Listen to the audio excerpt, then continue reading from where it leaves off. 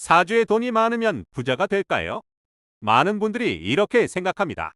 하지만 실제 상담을 하다 보면 돈과 인연은 많은데 정작 돈이 모이지 않는 사람들이 있습니다. 바로 제다신약 사주입니다. 오늘 영상에서는 제다신약이 왜 돈이 많아 보이지만 가난해질 수밖에 없는지, 그리고 왜 인간 관계와 특히 배우자 문제까지 이어지는지 쉽게 풀어보겠습니다. 이 내용을 이해하면 재성 해석의 수준이 완전히 달라지게 됩니다. 제다신약은 말 그대로 재성이 많고 일간이 약한 구조입니다.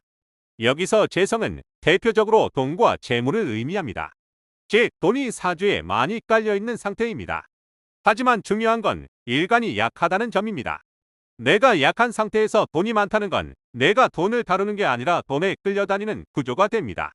여기서 중요한 포인트는 재성은 내가 극해야 하는 대상이라는 점입니다. 즉, 돈은 내가 다루고 통제해야 하는 대상입니다. 그런데 사주에서 재성이 너무 강하면 이 관계가 완전히 뒤집혀 버립니다. 내가 돈을 다루는 것이 아니라 돈에게 끌려다니는 구조가 됩니다. 이것이 제다신약의 본질입니다. 제다신약 사주는 돈에 대한 관심이 본능적으로 매우 많습니다. 돈을 벌고 싶고 돈을 모으고 싶고 돈에 대한 생각이 끊이지 않습니다. 제다신약에서 가장 중요한 포인트는 신약에서 돈에 대한 집착만큼 돈을 취할 체력이 되지 않습니다.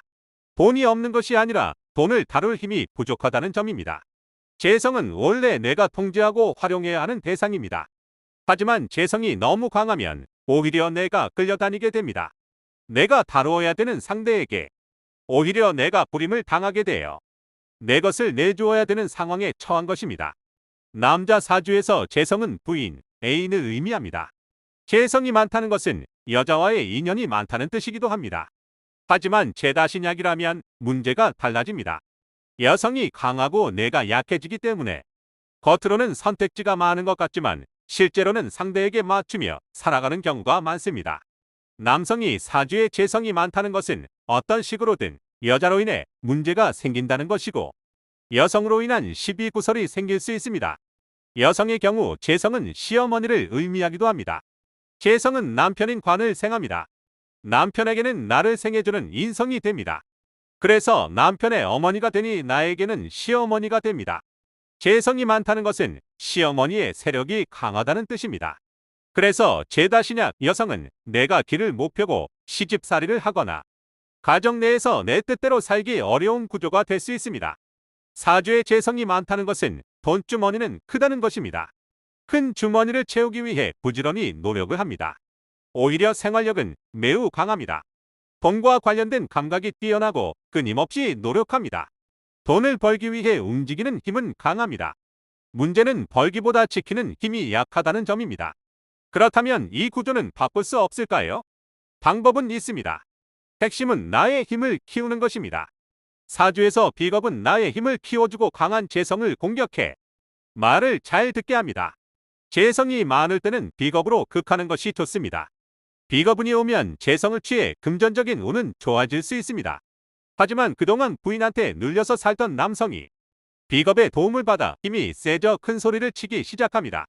그래서 가정에 분란이 생기기 쉽고 재성을 취할 수 있는 힘이 생겨 남자는 바람을 피울 수 있습니다. 제다신약은 건강과도 연결됩니다. 일간이 약하다는 것은 내 몸이 약하다는 의미로도 해석됩니다. 재성이 많다는 것은 돈이 많다는 뜻이기도 하지만 반대로 내 몸을 계속 소모시키는 구조이기도 합니다. 그래서 제다신약 사주가 큰 돈을 만지게 되면 일간은 더욱 신약해져 그 반대급부로 건강이 나빠지는 경우도 자주 나타납니다. 정리해 보겠습니다. 제다신약은 돈이 없는 사주가 아닙니다. 오히려 돈과 인연이 많은 사주입니다. 문제는 그 돈을 감당할 힘이 부족하다는 것입니다. 그래서 중요한 것은 돈을 쫓는 것이 아니라 나를 키우는 것입니다. 내가 강해지면 돈은 자연스럽게 따라오게 됩니다.